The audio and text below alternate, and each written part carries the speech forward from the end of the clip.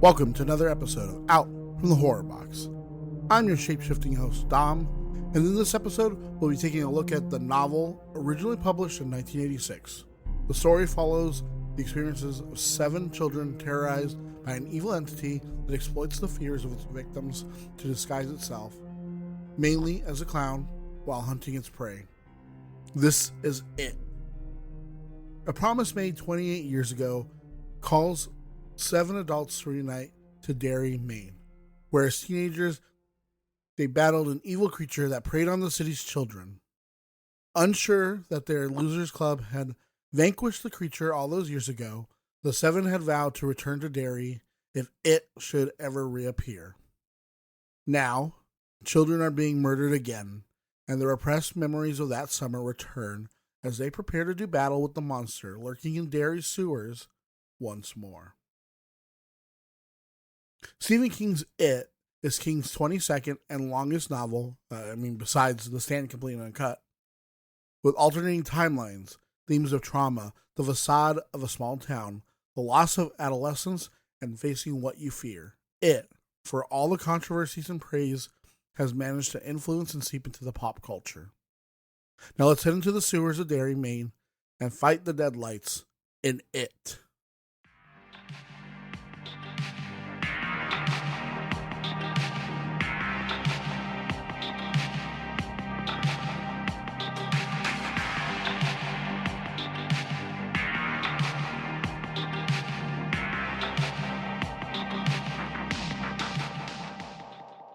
In 1978, King and his family lived in Boulder, Colorado. One day, after lunch at a pizza place, the family's brand new AMC Matador broke down in the middle of Pearl Street. The transmission literally fell out. King stood, grinning awkwardly as people stared at the greasy mess under the car, embarrassed. 2 days later, the dealership called to say the car was ready. It was late afternoon and the dealership was 3 miles away, so King decided to walk instead of calling a cab, thinking the exercise would do him good. The dealership was in an isolated industrial park a mile from the edge of town. By the time he reached the narrow, unlit road leading to it, twilight had fallen, and he felt completely alone. About a quarter mile down the road was a quaint wooden bridge over a stream. He said, as I crossed it, the hollow sound of my own worn cowboy boots on the boards reminded me of the fairy tale, The 3 Billy Goats Gruff. I wondered what I'd do if a troll called out, "Who's tapping on my bridge?" Suddenly, I wanted to write a novel about a real troll under a real bridge. I thought of Marianne Moore's line about real toads and imaginary gardens, but in my mind it became real trolls and imaginary gardens. A good idea, I realized, is like a yo-yo. It may go far, but it always comes back. He said he forgot about the bridge and the troll as he picked up the car and signed the paperwork, but the idea resurfaced over the next 2 years. He began to see the bridge as a symbol, a point of transition. He said, quote, I thought of Bangor, Maine, where I'd lived, with its canal cutting through the city, and imagined the bridge as a city itself. What's beneath the city? Tunnels, sewers, a perfect home for a troll. The idea simmered, the yo-yo resting at the end of its string. A year later, King remembered Stratford, Connecticut, where he lived as a child. The library there had a short corridor connecting the children's section to the adult section. King saw this as another bridge, one every child must cross to grow up. Months later, he envisioned the story weaving together the lives of children and the adults they become. By the summer of 1981, he knew he had to write about the troll under the bridge, or let the idea go forever.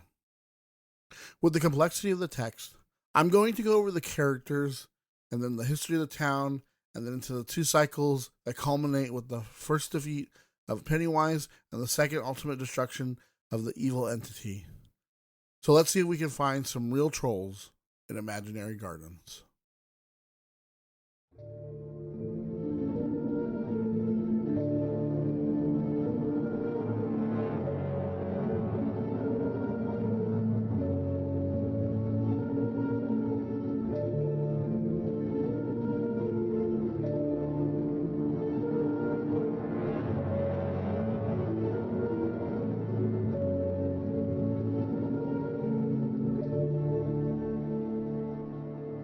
To start things off, we'll go over each member of the Losers Club.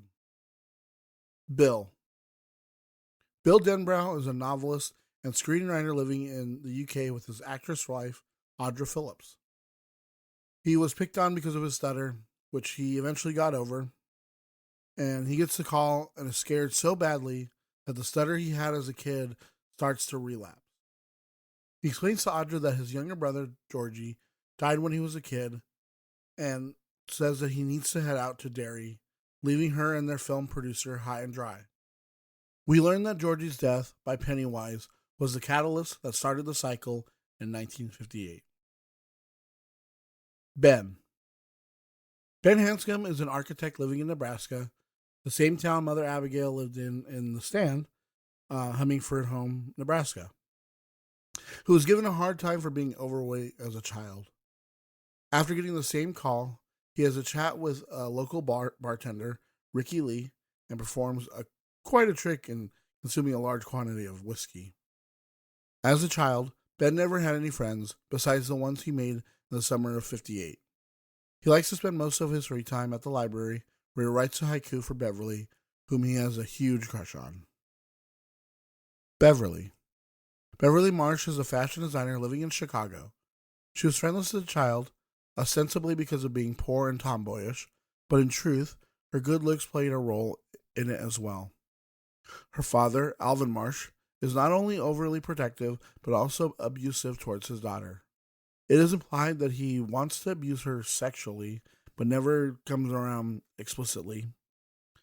Later, she marries Tom Rogan, a cruel drunk that is also abusive, mirroring her father. And after taking a beating, Beverly leaves Tom for good and is left on the street with nowhere to go. Richie. Richie Tozer is a radio DJ and comedian living in Los Angeles. Picked on in school for being nerdy and for his annoying motor mouth personality. He gets the same call, and despite some strife, begins the trip out to Derry. Richie steps up at every turn as a second in command after Bill. When he learns of Georgie's picture winking and of the leper at the house on Neibolt Street, he goes with Bill to investigate both. Eddie. Eddie Kasprak is a limo driver living in New York. He was alienated as a child because of his asthma and because of his nervous and insecure personality caused by his overbearing mother. We learn that his wife, Myra, is essentially a copy of his mother, large and overbearing. Eddie gets the call and starts the trip. Even as an adult, he still takes his inhaler, which is just water and flavoring, a placebo. Mike. Mike Hanlon, we learn, stayed in Derry, working as the head librarian. He knows a history that no one else does, and he can't forget what the others have.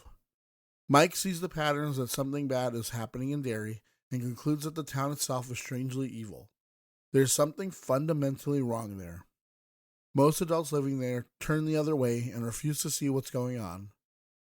Mike also mentions having spoken to the previous librarian, who was also aware of the cycles, which occurs every 27 to 30 years. Mike calls the others one by one and jumpstarts their memories. Stan. Stan Years is an accountant living in Atlanta who was picked on as a child for being Jewish and for a stiff, rigid demeanor. Now, as an adult, he receives a mysterious call one night from Mike Hanlon, and rather than go back to Derry, commits suicide in the bathtub. His mind was so orderly that he remembered everything from their past and would rather die than face it again. 3 uninvited guests. Henry Bowers. Henry Bowers is the bully to all the losers, with each one thinking he hates them the most. We learn that he actually hates Mike the most for being black and being told by his crazy father, Butch Bowers, that the Hanlons stole from them. His crew includes Belch Huggins, Victor Chris, and sometimes Patrick Hocksetter. It uses him as a proxy to do its bidding when it can't show itself. Gifting him a knife, he kills his father, chases the group, which leads them all down into the sewers. It decides to kill Belch and Victor, passing over Henry, and when the police pull him out of the sewers, his hair has gone white, and he is blamed for the deaths of all the kids over the summer. He is sent to Juniper Hills until he escapes in 1985. Tom Rogan, Beverly's husband, who's a drunk and abusive. When he learns that Beverly is going to leave, he beats her with his belt. Bev decides to fight back and is able to do more damage to Tom. He learns that Bev went to her friend Kay McCall to get some money and protection.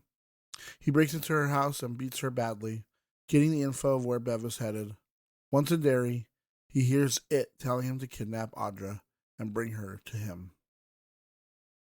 Audra Phillips, Bill's wife. She is an actress and described as looking like Beverly. She has supported Bill all through his career, and when he tells her he needs to head back to Derry, she insists on coming along.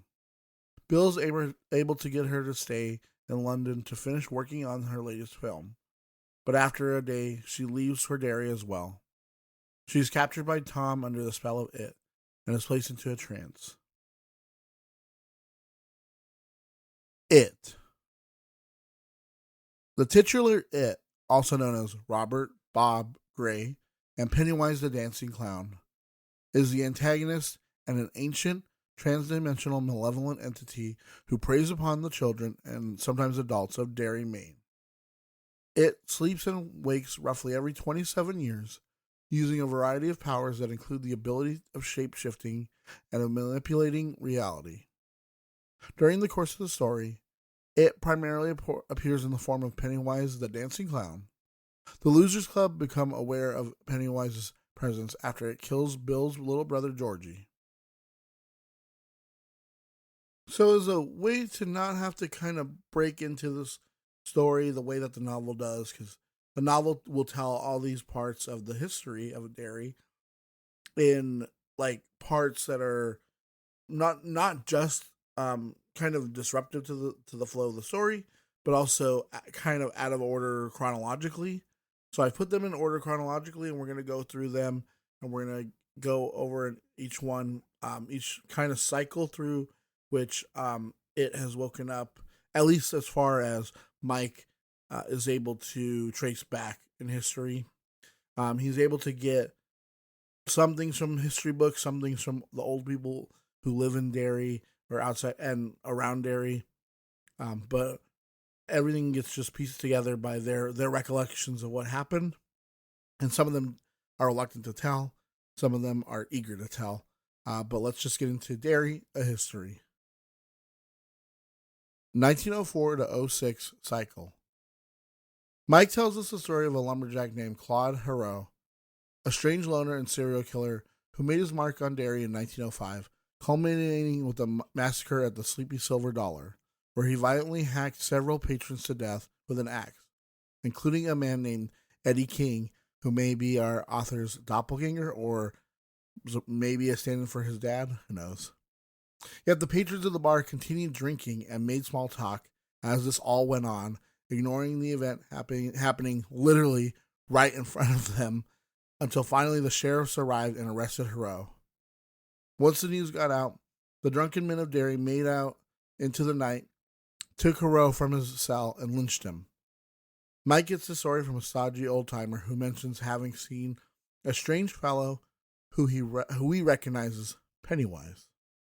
This event occurs during the 1904-06 cycle, which culminated with the Kitchener Ironworks exploding during an Easter egg hunt, causing another massacre. The Bradley Gang. We are told the story of the Bradley Gang, who were gunned down by Derry's everyday citizens one day, an act that Mike believes is what woke up Pennywise for what would be the cycle of murders from 1929 to 30, climaxing in the fire at the Black Spot. The story reminds us that there is something fundamentally wrong in Derry. The fire at the Black Spot could have been shrugged away as just an act of racism, which was certainly commonplace in 1930. This, however, is a perfect illustration of a town having a strangely perverse history. It also is a nice way of bringing in certain characters who we'll get to later, who have like minor roles in the story, and they get a lot of focus here because they are who tells the story to Mike. The Bradley gang come to town one day, and it just so happens they got tipped off, the local sheriff and police department, that they were coming in, and so they round up a posse and they tell people in town, and it's very strange because a lot of people come out to show and they bring out their guns and start firing into the gang before they even have a chance to fire back. They don't kill anyone. The gang gets executed in the middle of the street. But a lot of those people who happen to be there don't like to say that they were there. They like to say that they were in another place, or they were out of town for the day, or they were asleep or whatever. It's kind of strange that they kind of like to not say that they were there. It's more of that kind of like not seeing, or like pretending not to know that this violence is going on, that kind of permeates Derry as a city. The black spot. Mike writes about his relationship with his father, particularly his experience in the military and with Butch Bowers. So when Mike's father is in the hospital, dying from cancer, Mike pushes him about what happened with the fire at the black spot. So he explains, when he was in the military up here, he came out of the South up here, and, he tells him, there people around here, just like the people down south, they were just as racist. They just like to hide their racism. And so they segregated their barracks, and they wouldn't let any of the black officers go into town to any of the bars. So they decided to build their own little shanty outside of town, and that's where all the black officers and the small black community that was in Derry would go to hang out. And eventually it got to be bigger and bigger, and even like the white officers wanted to come in and start going there too, to the point where the Knights of Decency, I think they're called, in Derry, decide, they're just like the northern chapter of the KKK, decides that they're going to just burn it down. So while it's packed and full of people on a roaring like Friday night, they decide they come up and they set it on fire. And as people are trying to get out, and some people don't end up getting out, Mike's dad is stuck inside and he's trying to get out, and he gets help from one Dick Halloran, who is a character from The Shining. If you know what The Shining is, you know what The Shining is. It's another novel from Stephen King, and Dick Halloran has The Shining, and he can kind of tell something's going to happen, so he's able to save Mike's dad and get him out. And when he does, Mike's dad sees a large bird up in the sky with balloons on its wing. This is how we are to understand a connection that we'll get to between Mike and his dad, and that this was the first, or the initial, or the ending of this cycle of its like eating period. Cycle 1958. After the flood. The 1958 cycle starts with the death of Georgie Denbrough. On a rainy day, Georgie asks an unwell Bill to help him make a paper sailboat. Bill does this from his bed, and Georgie takes it out on its maiden voyage. After getting ahead of Georgie, the boat falls into one of the sewer drains. He looks to see if he can spy the boat, but to no avail. Suddenly, a clown pops up in the sewer. Georgie is hesitant to speak to the clown, but he introduces himself as Bob Gray, or Pennywise the Dancing Clown. He offers Georgie his boat back, and Georgie starts to reach for it, and that's when Pennywise grabs hold and rips his arm off. Dam in the Barrens. Young Ben gets his report card on the last day of school and hurries to the library, and he's living in fear of Henry Bowers. After Ben spends some time in the library, he's eventually caught up with Henry and his gang, Bouch Huggins, and Victor Chris. Henry and his gang begin to inflict cruelty on Ben, and Ben fights back, leading him to fall into the barrens. This is where Ben is able to outwit them and hides away. Here he ends up falling asleep and has a dream remembering several weeks earlier. After staying after school to help his teacher with some classroom cleanup, Ben walks home. As he crosses a bridge, he notices on the water, which has been frozen over, a mummy, or what looks like to be a mummy, who has the face of a clown. As he stands there, the mummy gets closer, and he sees that it's holding a group of balloons. But the balloons are floating into the direction against the wind, and it causes Ben to start to think about that. And as it gets closer and closer, its arm gets longer and longer and starts reaching up to Ben, which then he is able to snap out of it and run away.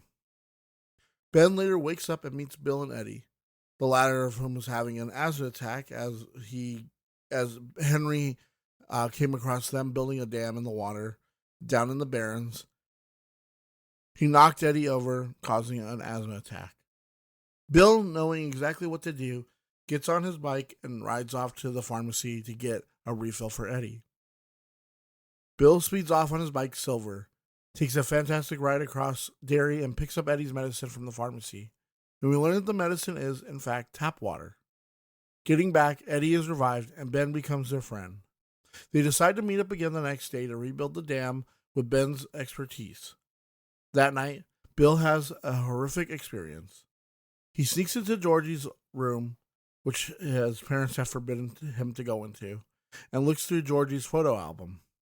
In it, the album starts opening and closing to different pages, back and forth, till finally it rests on Georgie's school picture.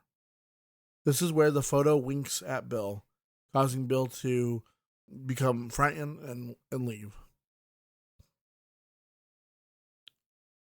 So the next day, Bill, Eddie, Ben arrive in the Barrens to build their dam with the help of Richie and Stan. Ben, using his incredible architecture skills, leads them off and they build a remarkable structure, causing the whole Barrens to flood. Afterward, Bill mentions the supernatural thing he witnessed in Georgie's room, causing Ben to share his own story, and Eddie now tells his horrific experience. The same clown the others have seen has appeared to him in the form of a leper under the abandoned house on Neibolt Street. He was out there one day, and having looked under the house into the basement, thinking that there might be something like a leper down there, that's exactly what appears, and crawls out and chases after him. Eddie is able to get away. Richie shares no experience that he's had, and Stan is about to reveal his experience when suddenly they are interrupted by Officer Nell. Georgie's album and the house on Neibolt Street. Officer Nell reprimands our heroes for the damage the dam has done, but promises to keep it secret if they tear it down quickly. Later, Richie goes to Bill's house, and the two observe the album together. In it, the album again does what it did before, flipping through pages, and suddenly there is Pennywise. They both see him, and Bill sticks his fingers into the photo, getting severe cuts. From there, the pair decide that they're going to go to the house on Neibolt Street and investigate where Eddie said the leper came from.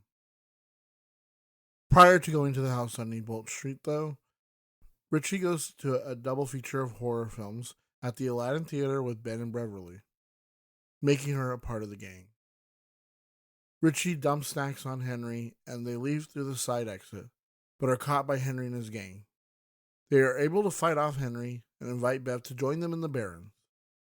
Richie and Bill go to the house on Neibolt Street one morning with a gun, hoping to confront the creature they are now aware of, and that Bill has correctly identified as his brother's true murderer. They get down into the bushes and they notice that the window has been broken and that many people have, obviously vagrants, have slept here overnight and during the days. but also that the plants around it have died, like something killed it. So they crawl down into it, and there's a coal chute that they're able to get down on, and that's when they hear the basement door that leads up into the house open, and they start scrambling to get out. Bill's able to get out first, Richie after, and they get onto the silver. Bill pedaling and Richie riding behind him, holding on for dear life. Because what he sees chasing after them is not the leper from Eddie's story, but a werewolf from Richie's movie. It tries to attack them, slashing at them as best as it can, but it doesn't get them. They barely escape when Richie throws what he brought with him as his weapon, sneezing powder, and it causes the werewolf to sneeze, and Bill's able to get away from them. Beverly's horrific experience is hearing the voices of dead children from the drain in her sink one night, and then being splattered by blood. She screams, but her father, Al, unable to see the blood, yells at her for acting strangely and beats her. She covers by claiming to have seen a spider, and Al relents, saying that everyone is scared of spiders. The next morning, Beverly covers for him and lies to her mother about what happened. Meanwhile, she's terrified of the blood that is still in the bathroom that only she can see. Later, she goes out and meets up with Ben, Eddie, and Bradley Donovan, but Bradley fights with them and leaves, making it clear that he will never be part of the group. Later, they are joined by Stan, and at this point, Beverly reveals what happened. They are able to see the blood as well when she brings them over to the house and help her clean the bathroom. Later on, Ben and Eddie share their own horrific experiences, and Stan finally shares his as well. Stan is out bird watching when he enters the Derry standpipe and discovers dead children walking towards him. But he is able to repel it by saying the names of various birds. After this story, Beverly goes back home, but soon has another encounter with the drain, with the blood reappearing. The apocalyptic rock fight. The losers all meet in the Barrens for the first time shortly after the events of cleaning up. They discuss how to deal with the strange evil force all of them have witnessed, now understanding that it appears to them whatever one of them thinks of it appearing. Because when Bill was being chased by the werewolf, he didn't see a werewolf when it was chasing him and Richie on the bike. Richie was the only one that saw a werewolf because in his mind it clicked as a werewolf. For Bill, it still kind of looked like a clown. It's just it appears to each person what they want it to appear. And so for Richie, it appeared as the werewolf. For Eddie, it appeared as the leopard. For Ben, it appeared as the mummy. And for Stan, it appeared as the dead kids. So whatever they think of it as, that's what it will appear as. They decide to give up and look for a place to light fireworks. At that same moment, Mike arrives after having been chased by Henry and his cronies. The losers retaliate and a rock fight ensues, leaving our heroes, the winners, and the bullies with serious injuries. A few days after the rock fight, young Mike meets the other 6 kids in the Barrens again as they build their underground treehouse. Although he is a stranger to them, all 7 feel a very clear sense of comfort, as if Mike is blatantly intended to be a part of the magical group, which consists of 7 for a reason. They each tell their stories about their encounters with it, and Mike surprises them by revealing he has seen the clown also. He was out at the site of the old Kitchener Ironworks when a giant bird begins to attack him. He heads into an old broken smoke pipe and lobs tiles at the bird till it leaves bloody and cut up. Later, Bill, Ben, and Richie head to the library to do some research on creating silver bullets. A week later, the group meets again, and Mike is clearly one of the gang. He is comfortable with Richie's jokes and picks up on Ben's crush for Beverly. Eventually, he shows the group his father's old album of photos of Derry, and they find an appearance of Pennywise, both in photos and caricatures, going 2 centuries back. One photo comes alive once more, and Pennywise taunts them directly. Stan shuts the book in fear and tries to deny what's going on, but the others insist that it's real. This incident strengthens their resolve. The Losers Club are finally aware of this creature's existence, what it is doing, and their mission is to destroy it. The Smoke Hole. The next time the kids all meet, Ben reveals the research he has done about Native Americans having visions in smoke holes. The kids decide to try it. They light a fire inside their underground hideout and stay inside amongst the smoke. Eventually, only Richie and Mike are left, and they have a vision of Derry, millions of years ago. Suddenly, an evil force arrives from outside of everything. It has arrived in Derry to wait for the arrival of man. Richie awakens from his vision to discover that he's been rescued from the smoke hole by the others. After retching a few times, he shares what they experienced. The group is scared, now truly realizing what they are up against. Eddie is doing errands at the pharmacy when Mr. Keene asks him to come to the back room, and there reveals to him that his asthma medicine is a placebo. Eddie's asthma is psychosomatic, and its symptoms are perpetuated by his overbearing mother and his insecure personality. Scared, Eddie runs out, but later begins to realize it's true. As he's processing this, he runs into Henry and his gang, and after giving chase, Eddie gets beaten up on the sidewalk, his arm broken, and is picked up by an ambulance. In the hospital, Eddie's mother causes mayhem amongst the nurses, and her tampering finally climaxes when she sends Eddie's friends away. At this, Eddie finally stands up to her and reveals that he knows he doesn't have asthma, but bargains that he will let it go if she lets him see his friends. Once they come back, they sign Eddie's cast, and Eddie realizes he truly has friends and is part of a group.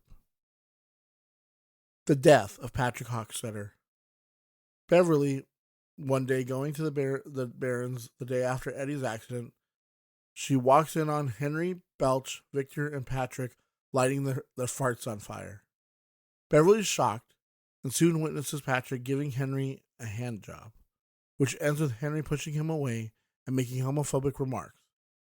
Beverly then witnesses Patrick head over to an abandoned refrigerator that he uses to keep and abuse animals.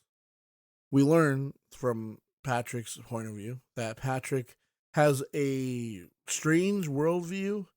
I forgot what the terminology King uses, but he has a view where he thinks he is the only real person because he's the only mind that he can observe, and that everyone else is made up.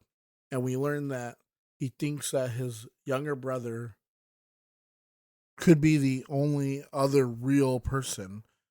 And, I mean, his brother's a baby, okay? So he's not even able to, talk to him or, figure out if he comprehends, the same thoughts as him. So basically, he's got this weird view on life. And what he eventually does is he causes his little baby brother to die by suffocating him. He the baby's asleep on its stomach, and he turns its head so that its face is facing the down, and then every time it turns its head, he turns his head, and he turns it back, and eventually the baby dies.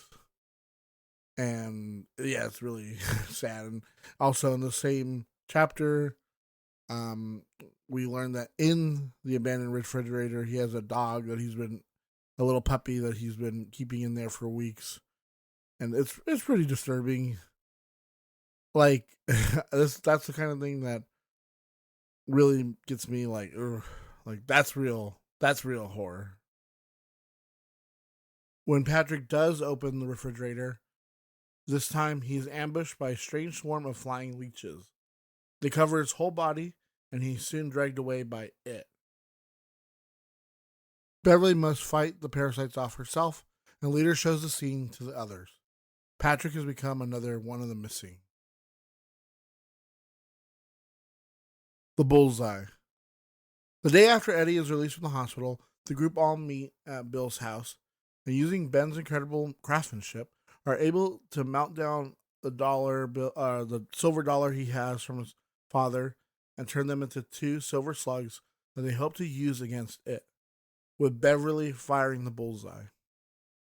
2 days later, they meet at the house on Neibolt Street and make their way in. Wandering through the creepy abandoned house, they finally encounter it in its werewolf form again. They are able to get it to solidify as a werewolf for all of them when it pops out of the sewer, or out of the toilet. It first kind of has like a silvery gleam because there's so many of them. It's trying to lock down the form, and that's when Richie yells that it's a werewolf. So for everyone, it locks down in a werewolf form. It attacks Ben, like slashing at his stomach. Beverly is able to pierce the werewolf skull with the silver slug and scares it away. Later, they hang out in their clubhouse, unsure how to proceed. Ben becomes painfully aware that Beverly is falling for Bill. Cycle 1985. After the carnival.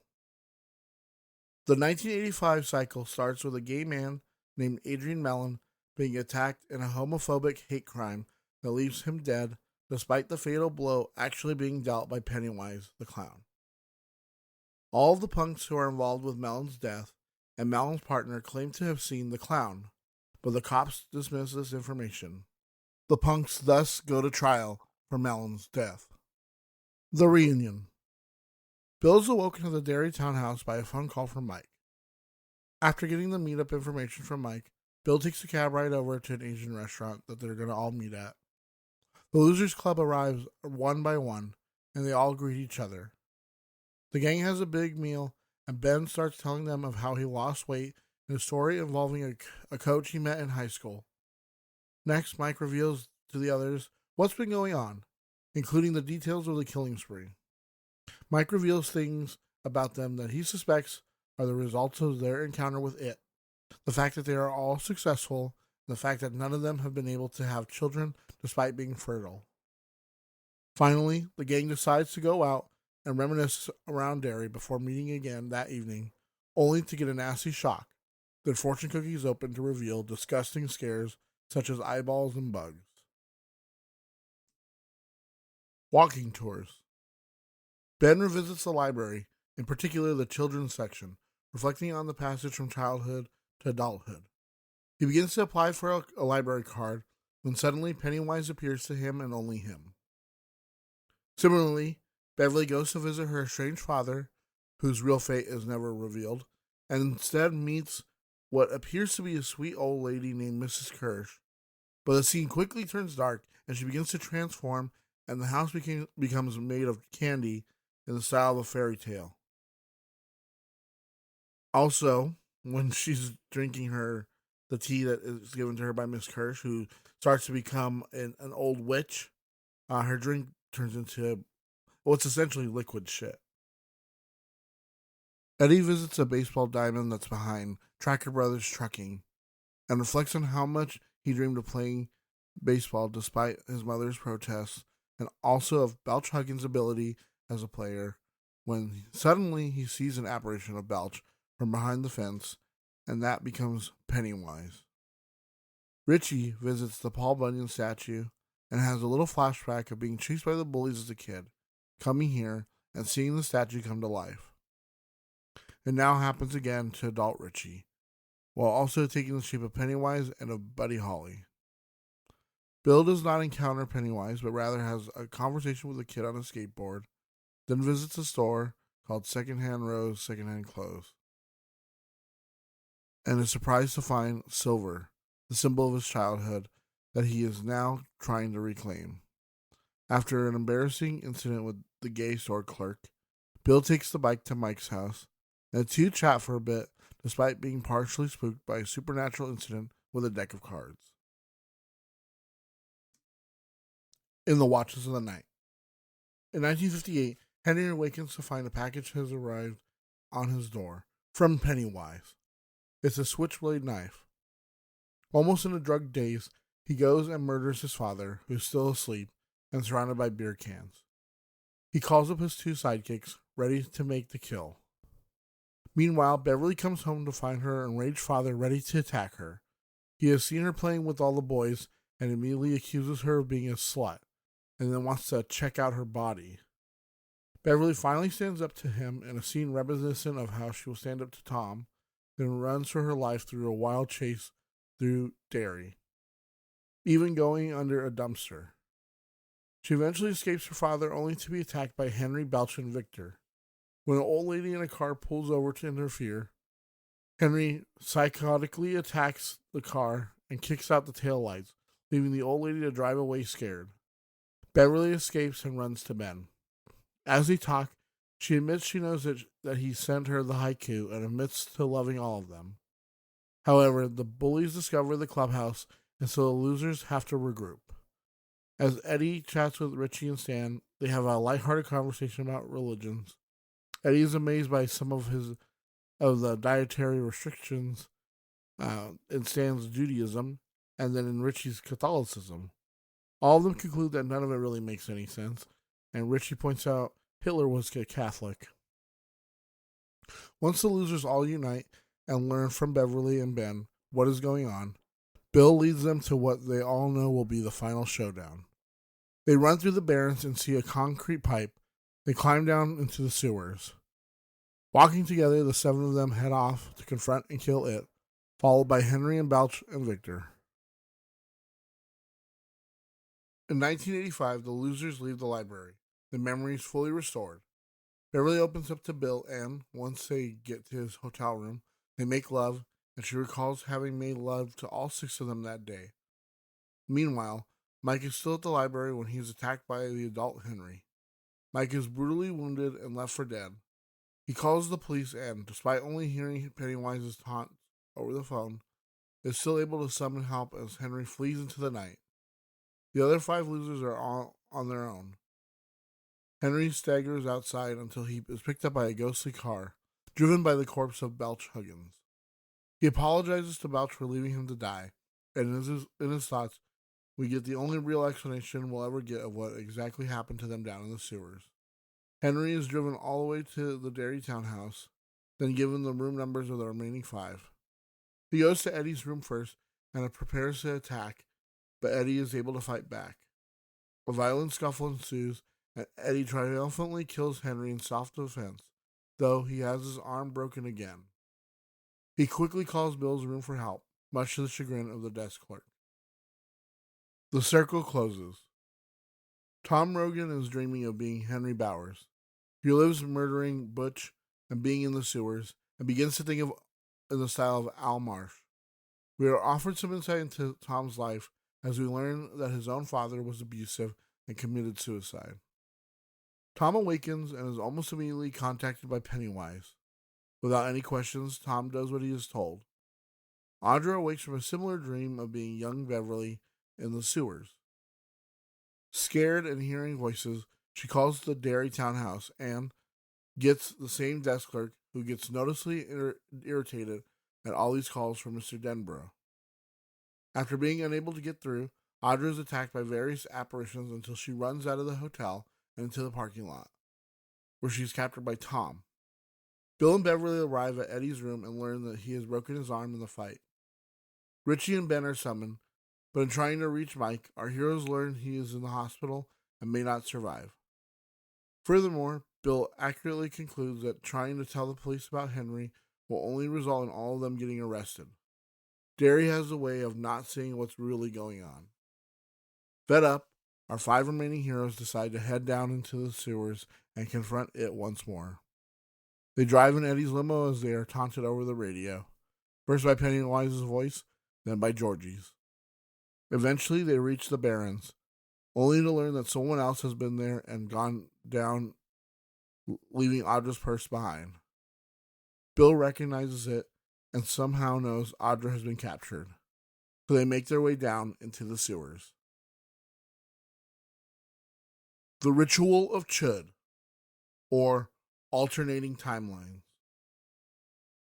Under the city, In 1958, we enter its mind for the first time. We learn how it sees itself in relation to the turtle. It has become aware of the losers as a threat and theorizes that some other is helping them. It realizes that while humans, especially children, are able to provide it with imagination, they are also able to control that imagination against it. Meanwhile, the 7 children crawl through a narrow, infested, stinking labyrinth of pipes, discovering the carcass of various animals and of Patrick Hockstetter. Our heroes walk over and onto corpses in the course of their adventure, which have been very cruel. Keep in mind, Beverly is still covered in trash from her earlier adventure, by being chased by her father and being bloodied up. They soon run into the Crawling Eye, a creature from another movie that Richie has seen. The giant eyeball with tentacles attacks him and captures Beverly by the ear, but the others, led by Eddie, fight back and rescue her.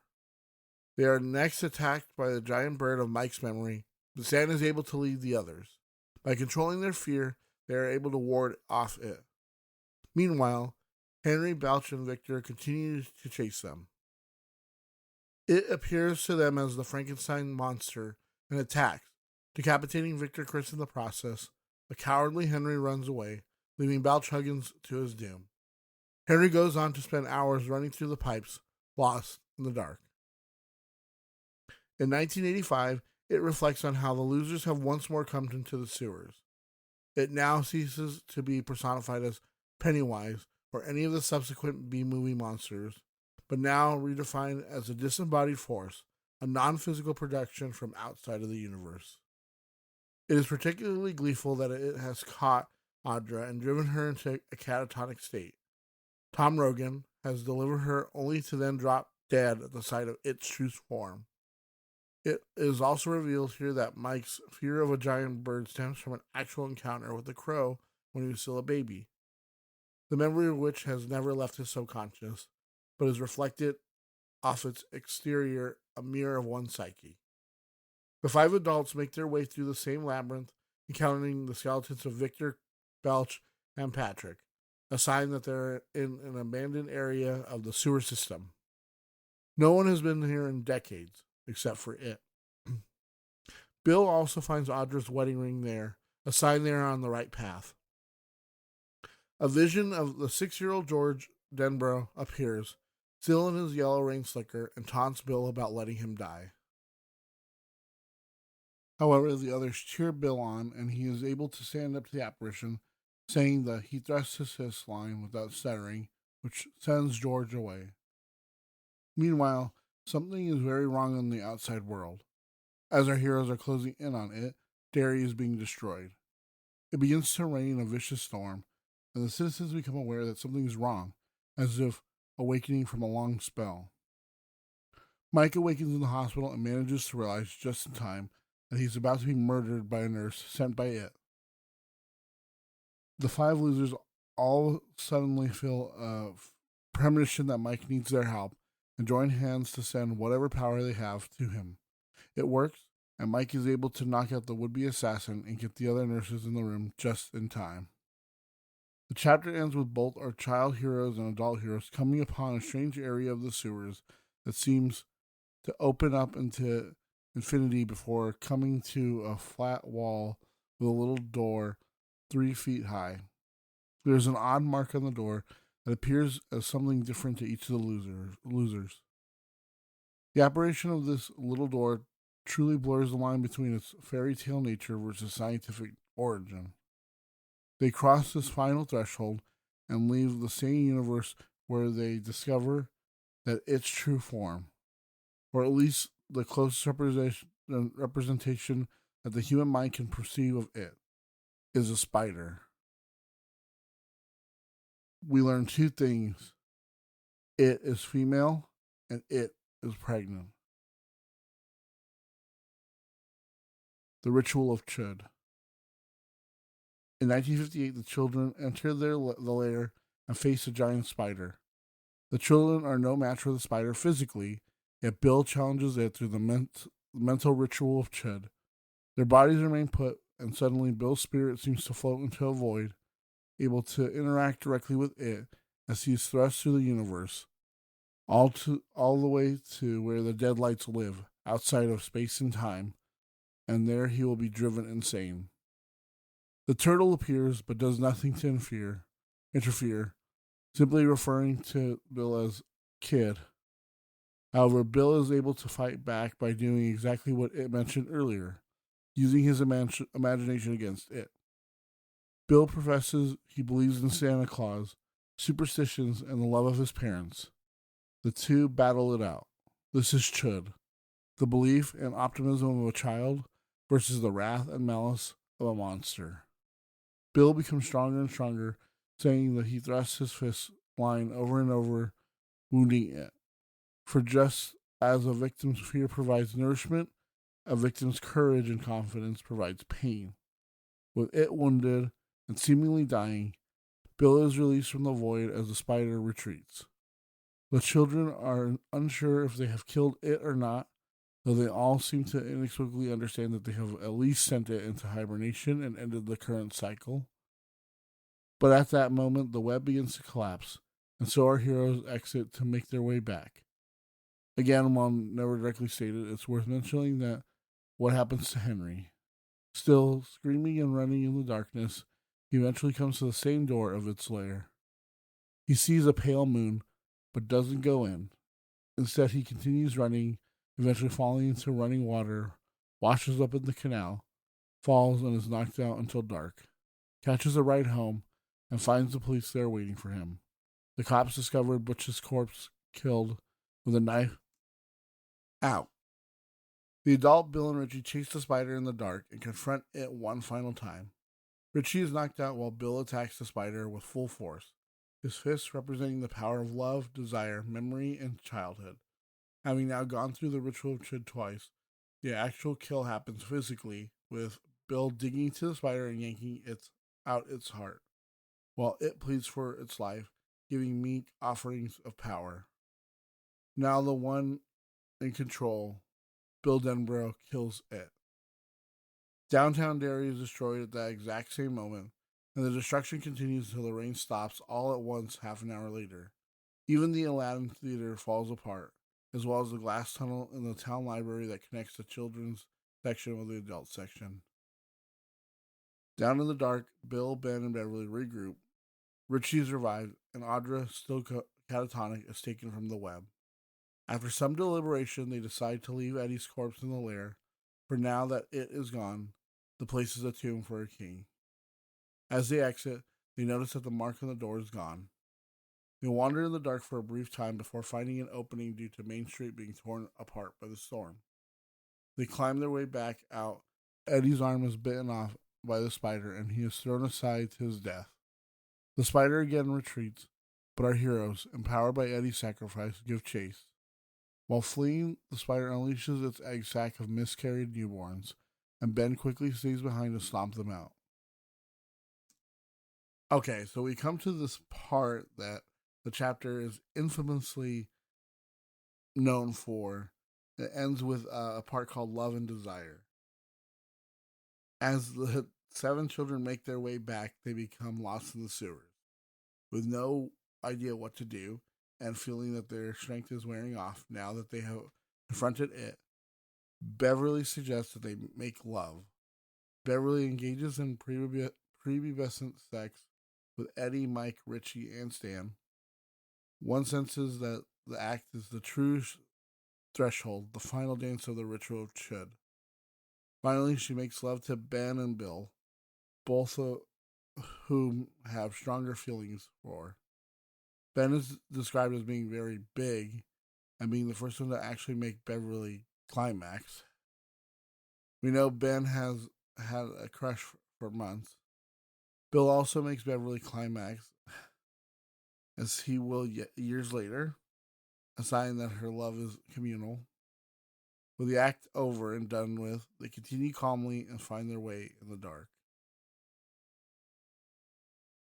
It has been a long 24 hours since they awoke in the Derry townhouse, and that is where they head back to now. We are told that in the weeks to come, plans are made to rebuild Derry, but the city was never quite the same. Derry, the aftermath. Mike continues his diary entries from his hospital room, where he reveals that he has survived and will be fine. Audra is fine physically, but remains in a catatonic state and will be sent to Bangor Mental Hospital. But Mike offers to let Bill and her house sit his home while Bill tries to revive her. Ben Hanscom and Beverly Marsh make their exit from the story. They will be driving away together, now a couple. Mike grows restless and one night attempts to call Ben's home in Nebraska, but only gets a message that the line has been disconnected. A further sign that the link between them is no more. He later speaks to Richie on the phone, who is back in California. Both of them admit that they are losing their memories. The two men say their goodbyes. This loss of memory is in some sense a positive thing. It confirms that it is definitely dead this time, and it suggests our heroes will lead happy lives rather than have trauma hang over them. Mike comments that he's already forgotten Stan and Eddie's last names and fears that their deaths will have been in vain.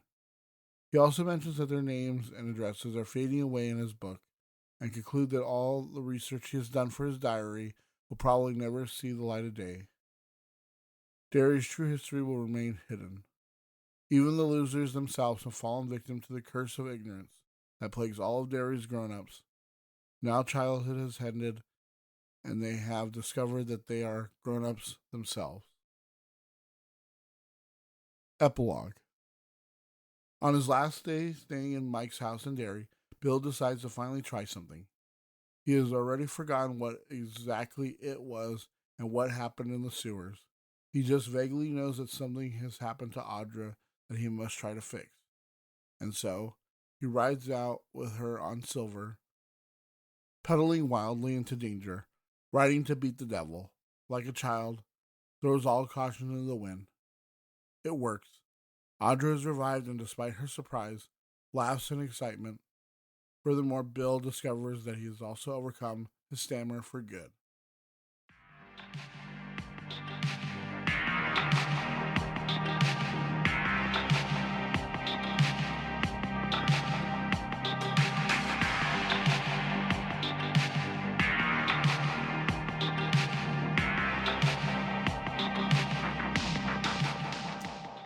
So Derry itself, it shows up in many different books, novels, short stories, novellas. There's 4 novels that I really want to talk about that tie into Derry really well. The first one being the Tommyknockers that came out, I think, first after it. There's a scene where, if you don't know what the Tommyknockers is, the Tommyknockers is about this lady who ends up finding a spaceship buried under the ground, and as she digs it up, like the essence of the aliens starts to leak out and affecting everyone in the town of Haven. Haven's like kind of up the road from Derry. There's a scene where the guy, an older fella, he has to go to Derry, and he says that he sees like what he thinks is a clown in the sewers with like silver eyes, and then he also says that he hears like dead kids calling from like the room he rents for the night. You can hear them in like the sewer drain.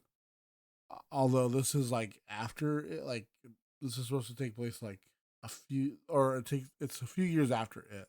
So it's like, is it really dead? Is it not really dead? We don't really know for sure, because in the book it even says that Ben's not sure if he got all the eggs, if he crushed all of them. So that's like one of the first ones. The second one is a major tie-in, and we'll get into it. It'll be its own episode. It's Insomnia, which I consider to be like the direct like sequel to this, to it, kind of, because it's kind of the flip side to everything in Derry. Derry is the main setting, but it takes place in like the early 90s. I think like 93, maybe 94, somewhere around there. And so we see that like everything's kind of been put back together, kind of. Mike is a character that pops up again.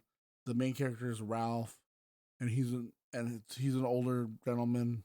I think he's like in his 70s or 80s or something, and it's more about like the old people in Derry. So it's kind of like the flip side. It's like it shows an exploration of like the the like from it showing like the kids, all the kids of Derry. This is showing like the old people of Derry.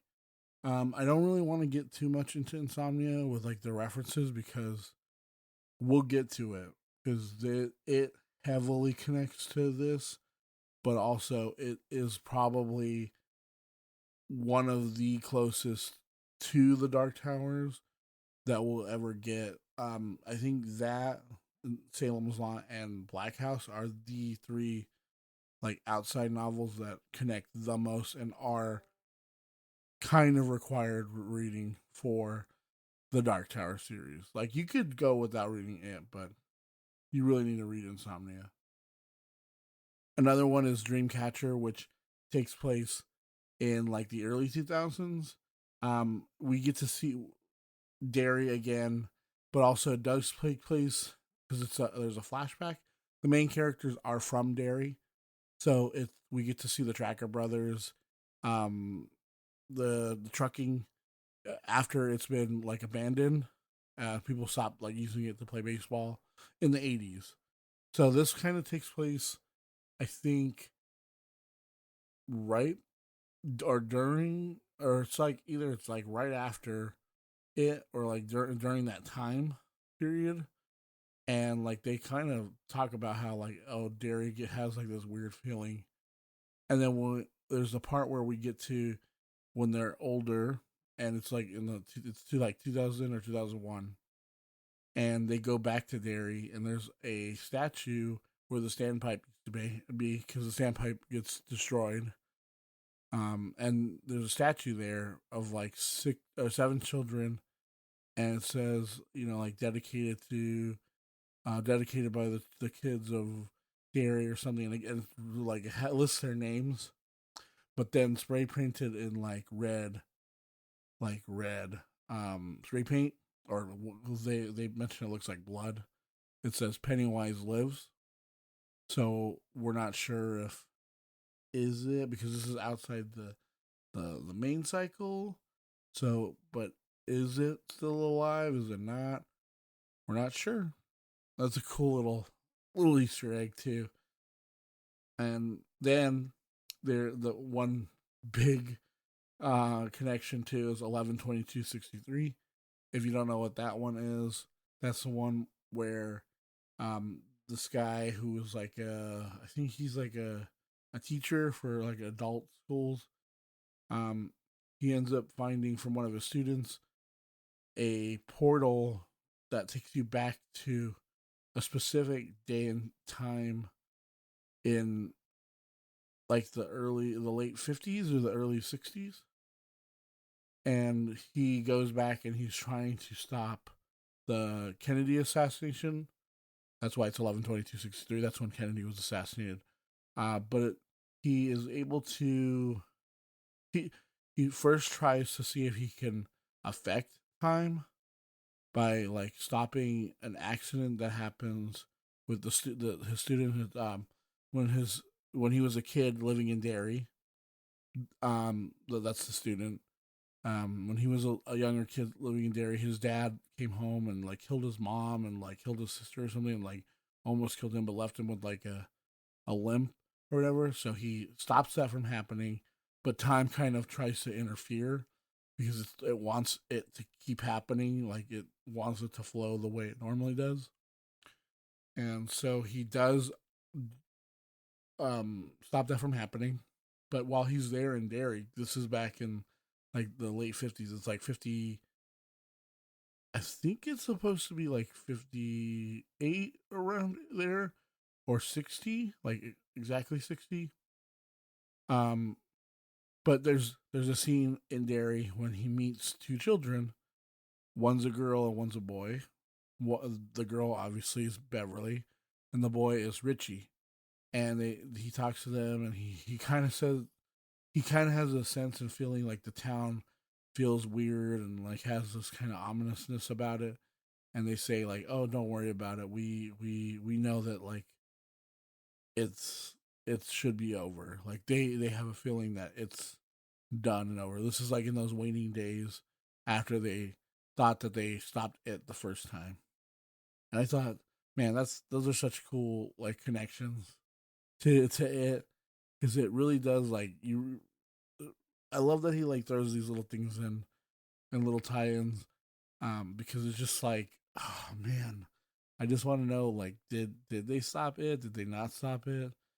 Such a great like villain entity monster, whatever you want to call it, and like just to have it keep going is kind of crazy.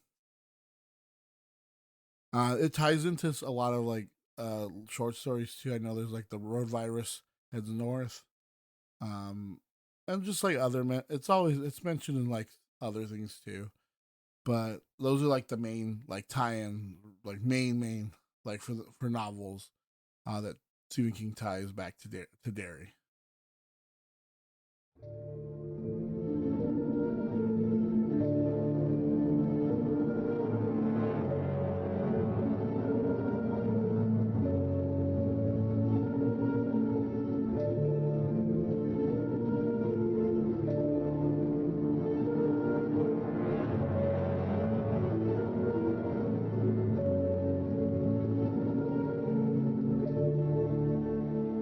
Okay, so there have been quite a few adaptions of, not quite a few, but there have been a few adaptions of the novel It over the I couldn't believe this 40 years since it came out.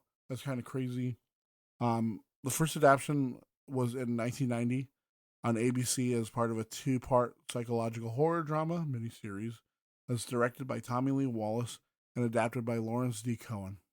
And then again as a two-part film series in 2017 and 2019, directed by Andy Muschietti and written by Chase Palmer, Cary Fukunaga, and Gary Doberman. So here's the thing, guys. I would love to get into the adaptions, all three of them, because they are iconic as shit, right? From Tim Curry's Pennywise to Bill Skarsgård's Pennywise, like they permeate the pop culture, and I think have led to the reason why kids are afraid of clowns. Because like Tim Curry did it for kids in the 90s, Bill Skarsgård did it for kids in the new millennia, but towards further into it in like the late 20s. And I would love to get into these guys, but I'm going to tell you right now, surprise, we're going to do these as a new series as part of this as part of this as a series. So this It novel review is going to be part of the Dark Towers. You know, getting to understand everything that we need to about the Dark Tower and what connects to that. But it'll also be part of its own series too. So watch out. We're going to be doing It, the 1990 miniseries, and we're going to be doing It Chapter 1 and 2 from 2017 and 2019. So it will have its own series too, because I think of all of the adaptions, It is probably like the most. I mean, you could always argue like The Shining or maybe like Cujo or Carrie are the most known like Stephen King stories, but I think It is probably one of them too, is up there as well, and it deserves its own. They each deserve their own like episodes. So we're gonna get into those, guys. Don't worry about it. It'll be the next, not the next episodes, but it'll be coming along shortly.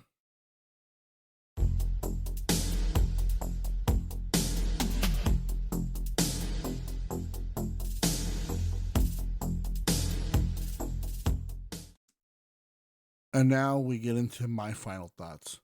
Guys, this is going to be probably a longer part of any final thoughts that I've ever gotten into because there's a lot to say about this novel. I'm going to kind of break it down by like characters, themes, just overall like how I feel, how everyone else feels. So we'll get into everything. So yeah, here we go. I want to start off saying that I wasn't really into reading for the longest time. Like I didn't really read a lot of novels. I didn't really like reading. It just was like such a hassle for me. I don't know why. Just as a kid, I just didn't like reading until I got to high school, and I really wanted to start reading the things that like really were inspirational to me, right? Or like the attitude, like what I thought and how like what I heard of these novels and these stories, and I was like, oh, this is what it's about, right? Because I'd always heard like there's more to these stories than just what we get adapted, right? Especially with it. So with it, like watching the being born in 1990, growing up with it, the miniseries, watching it as a kid, and I loved it.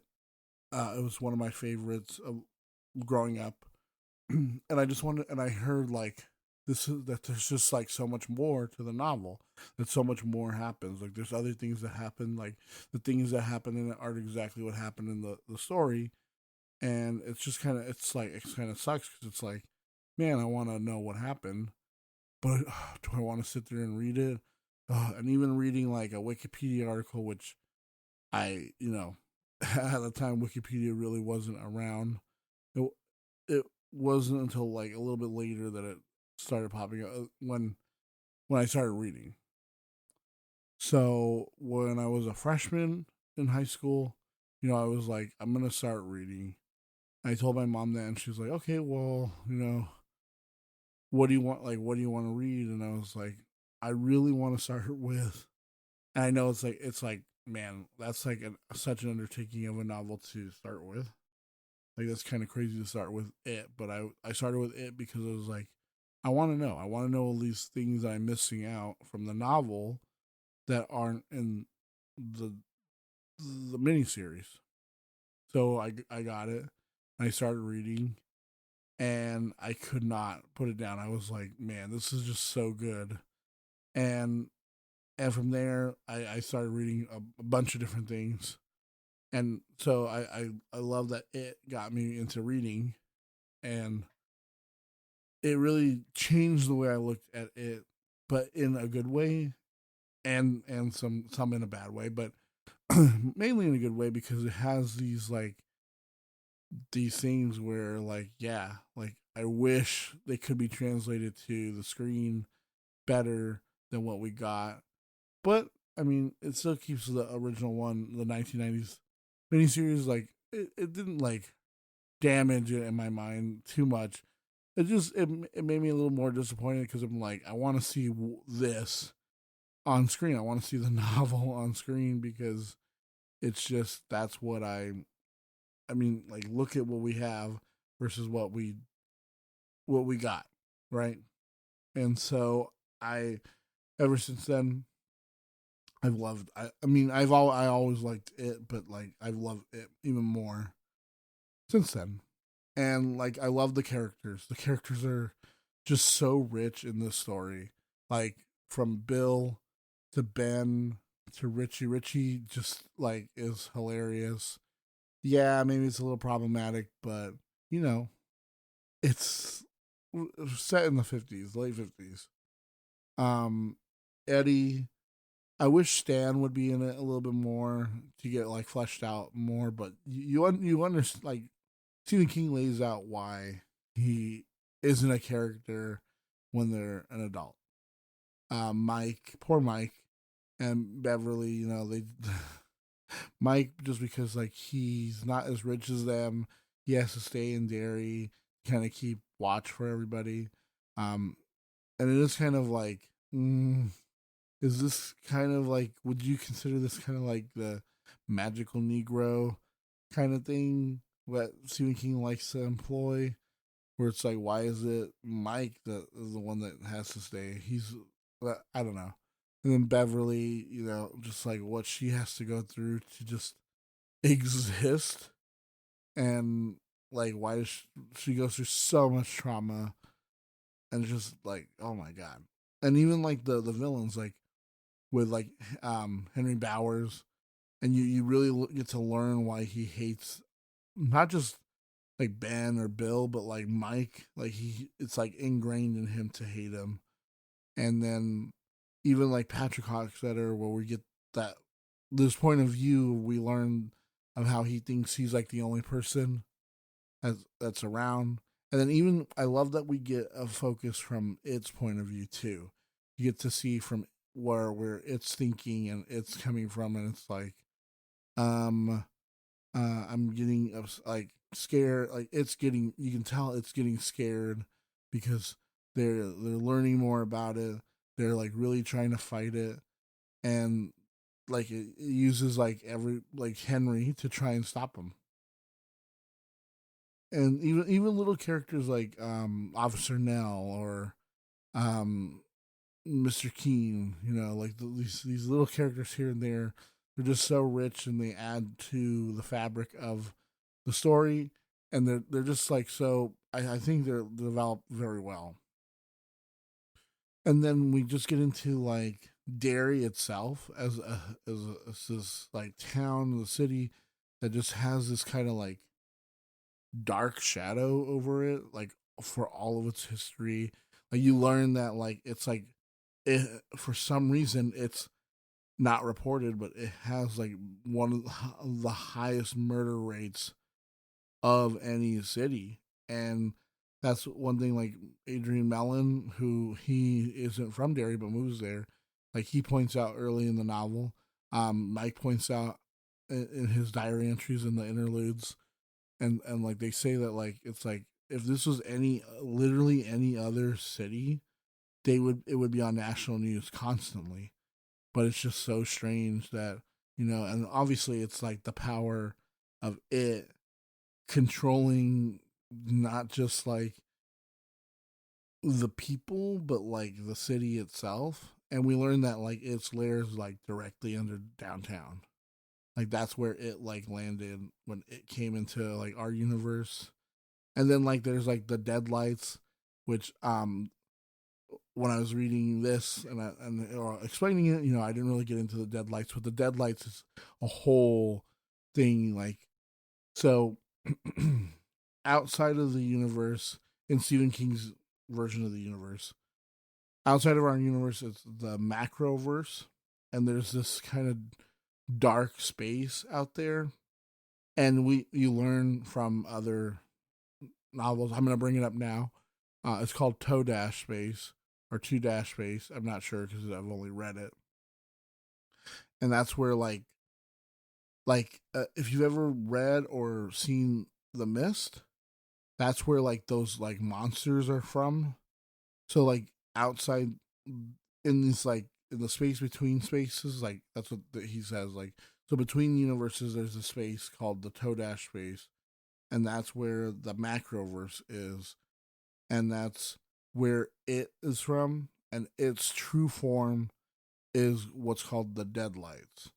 It's just these lights that are outside that in that's where it is, and that's where it actually lives, and actually that's where its true form is. But its true form is so incomprehensible to humans that it just drives you mad. So when you get into and you see the deadlights, you just are instantly driven completely crazy. You're just driven mad. You're already gone.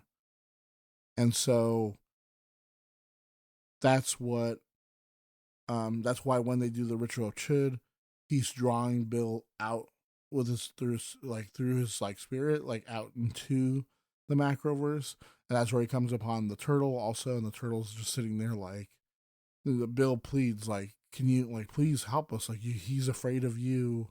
Like, why can't you do anything? He's like, I can't interfere. Like, I'm sorry. Like, I'm sorry that, like, I created your universe. I had a bout of indigestion, and I basically I vomited up your universe. I'm sorry.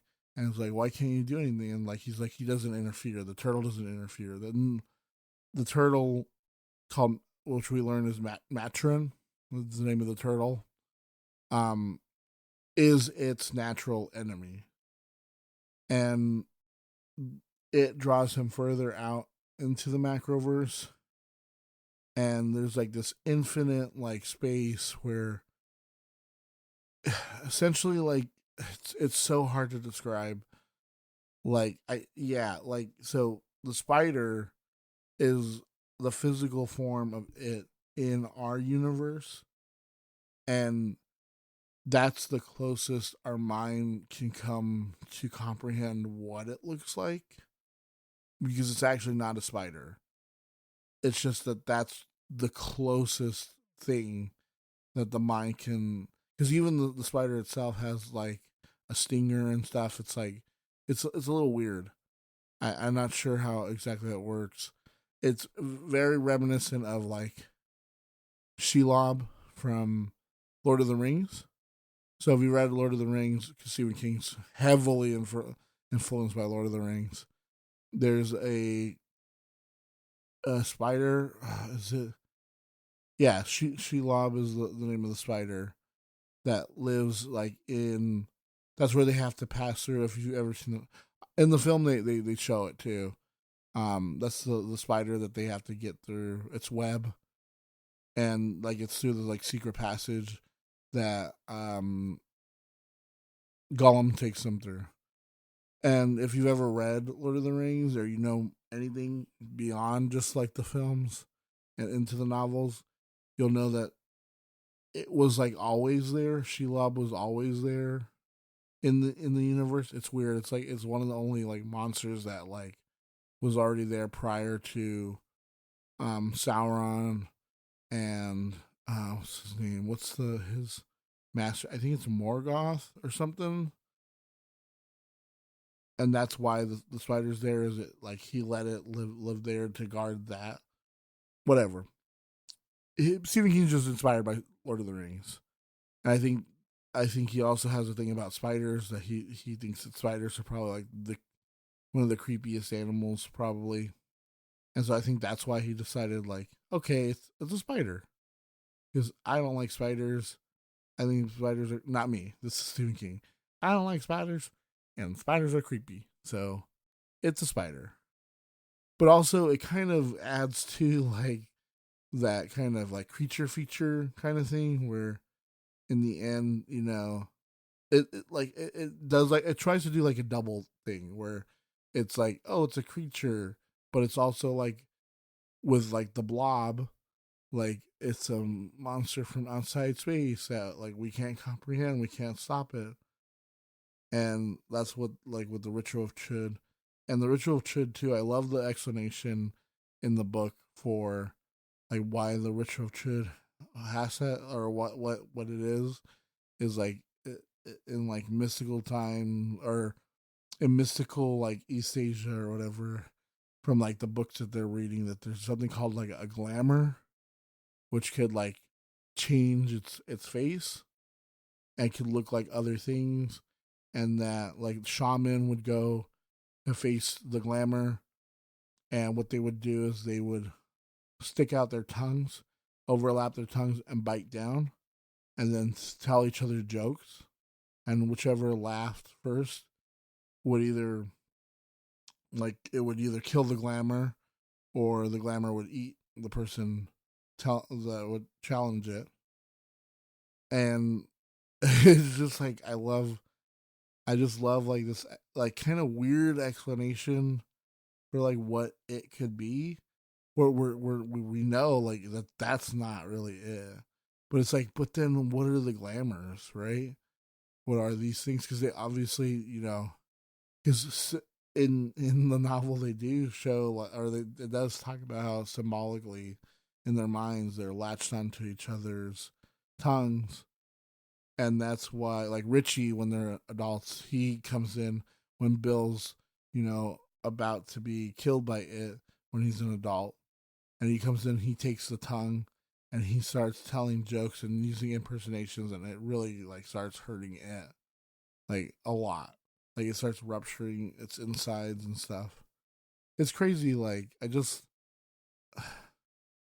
these are, like, the things I love about it. Like, it's just so weird and otherworldly and so, like, out there, like, incomprehensible, and yet I completely perfectly understand it.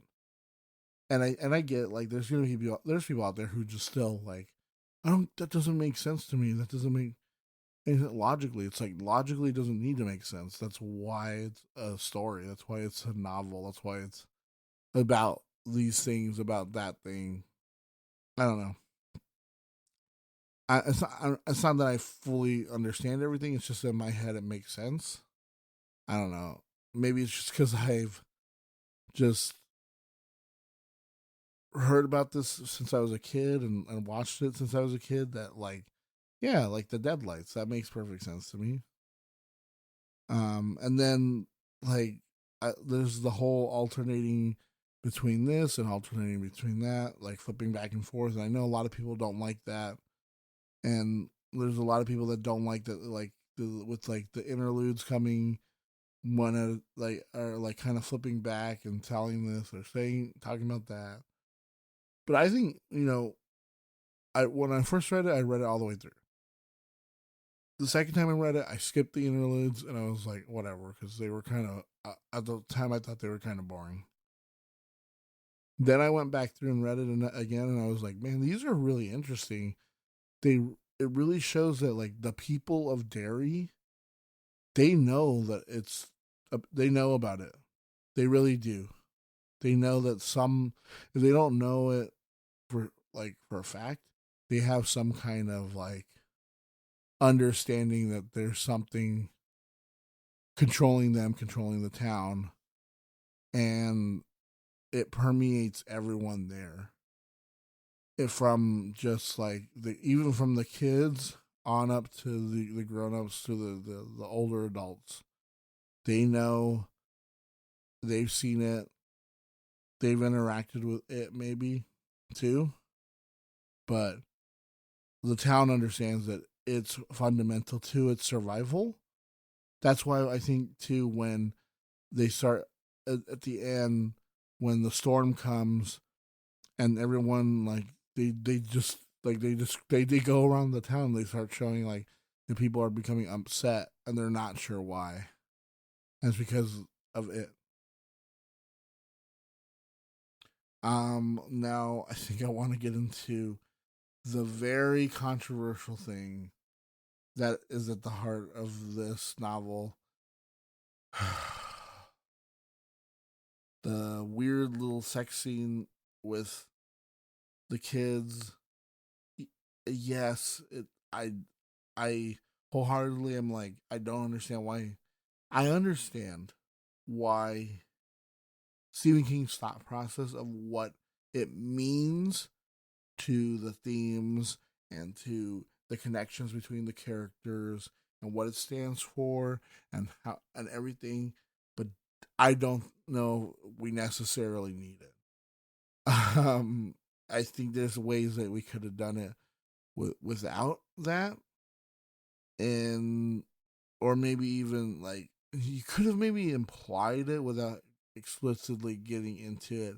But Stephen King is Stephen King, and he gets into it very detailed, and it's kind of like, yikes, why are we talking about this? And yeah, it's just like, I don't understand why he couldn't do something else, why he couldn't do something different, to help them get out. It's very problematic, and he defends it. I'm not defending it at all. If they took it out or found a way to get rid of it, all right, cool, good. Like, it's not needed. for the novel at all.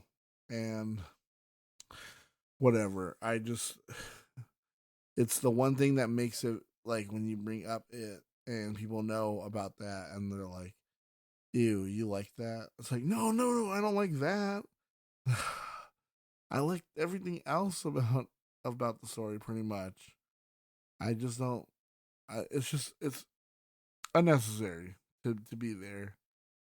But like I said, I understand his thinking on what and why it needs to be there.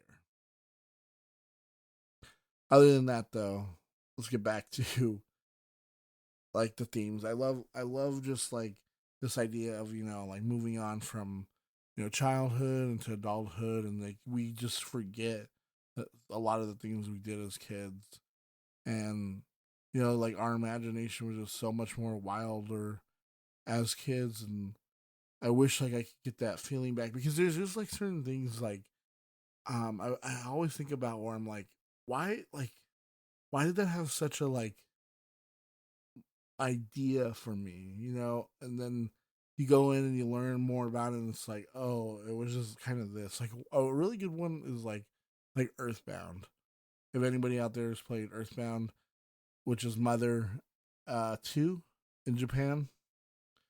In my head, like learning and play and seeing it, as a kid, it had this kind of mystique about it, and like oh, it's so weird because I never got to play it as a kid, and then like growing up and like watching like videos about it and like people talking about it, and it just gives you like this because you don't get to experience it yourself, and you just build this kind of thing in your mind about it, and then like I learned more and I played it and I learned even more about it and stuff, and it's like, why did I think this? Why did I think that? I don't know. You know what I mean? That's kind of what I think about with it, where like why did I when I was hearing like what like was in because I remember being in middle school and someone had read it and he was telling me about it and he was like, yeah, like at one point like there's a gay kid who or a gay guy that gets killed, and it's part of like the ritual, like this ritual or something. They have to perform a ritual or something. I'm like, oh, what? Wow, there's so much more to this than I knew. And so like it built this kind of like other I guess like mythology of it in my head. And then when I got to like read it and I got to explore it more myself, that's when it was like, oh, okay, I understand it now.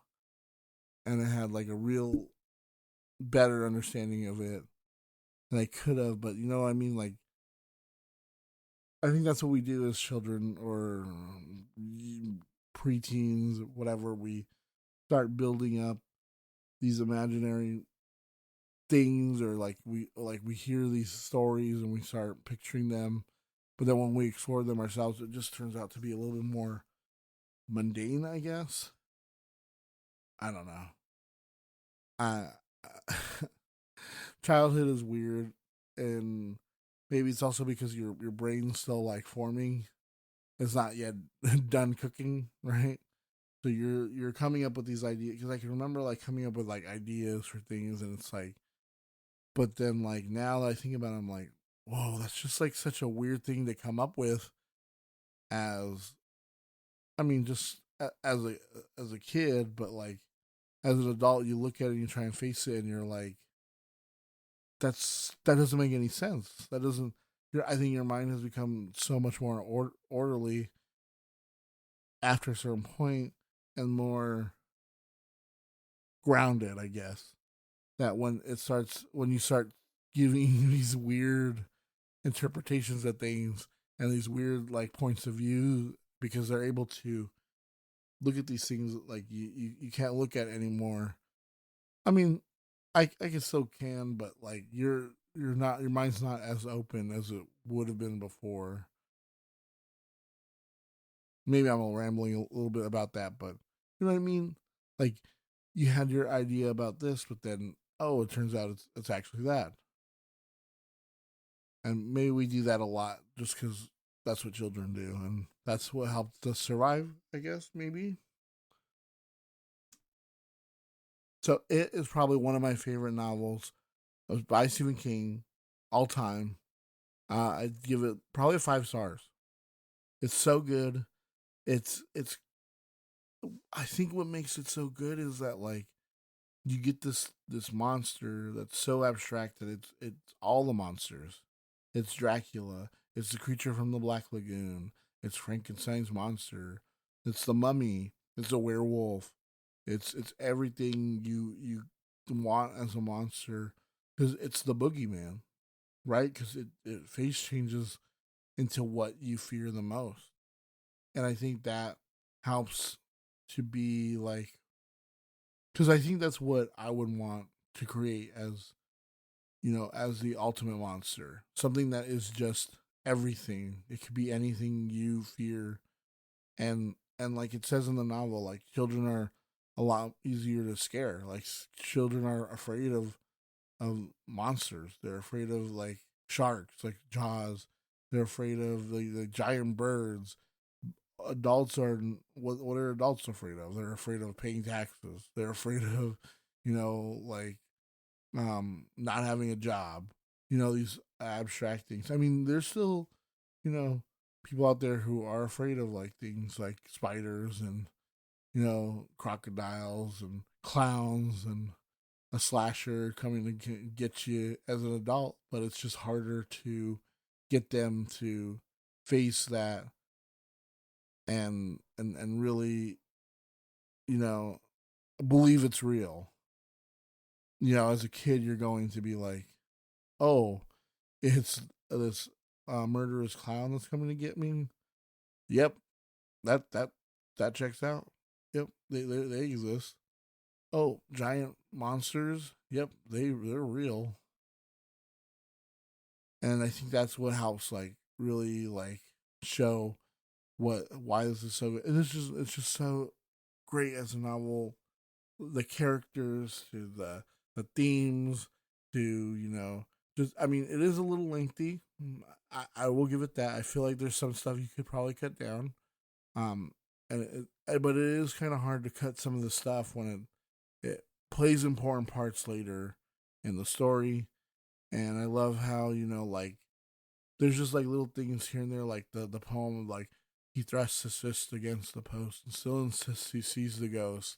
That's always stuck with me, um, as like just like a cool little like thing, and then just like seeing little things here and there. And I know Stephen King likes to ramble on and on, I'll go off on a tangent, but he goes off on tangents, and he'll go on a tangent and then go on a tangent and the tangent, and then he'll go on a tangent in that tangent that's in the tangent, then finally come back and be like, wait, where was I?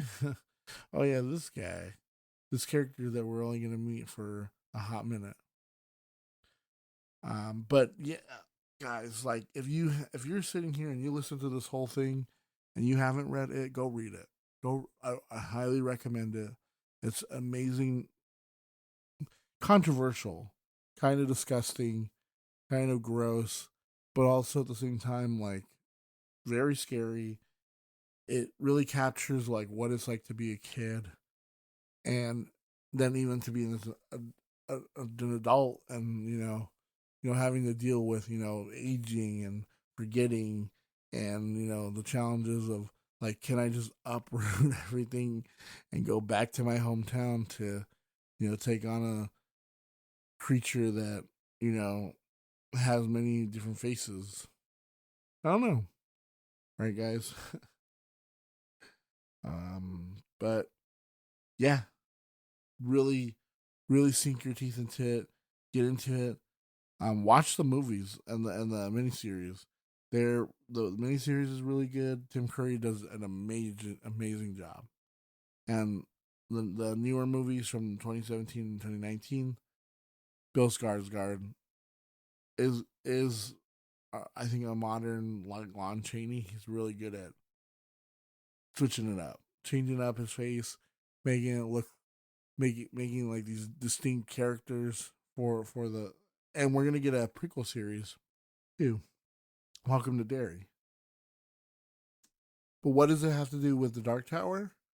We're going to see that later. I'm hesitant to spoil it. There's a character that will pop up sooner or later. There's actually a couple of characters. There's two. Besides the Toadash space and understanding what the Prim is. I know I'm throwing like terms at you, but the Prim is where like everything's from, kind of thing, like the primordial kind of soup of everything. And there's like monsters that are from there that moved into the Toadash space. Whatever, right? But there's two very important characters that are going to come up. And one of them is going to be in Insomnia. And once we get to Insomnia, we can spoil him a little bit more. There's another character that's that's towards the end of the Dark Tower series that I really don't want to spoil because it will be like a great, like, whoa, that connects back that we'll see. But just understand that, like, shapeshifting is a time-honored tradition in Derry.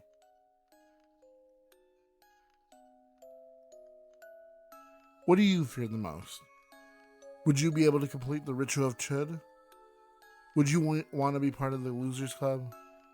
I'd probably be an honorary member. We want to thank you all for listening, and if you like what you hear, please subscribe to get every new episode downloaded. Do you have any personal or fictional, paranormal, supernatural, or unexplainable stories? We love to read them on the podcast. Please send your stories, recommendations, or anything else to horrorboxpodcast@gmail.com. If you want to show more support, you can follow our socials on Instagram, Threads, or TikTok @horrorboxpodcast. Also, you can buy me a coffee at coffee.com/horrorboxpodcast. It really helps out. Until next time, kids are probably right about the boogeyman. This is Dom, signing off from the Horror Box.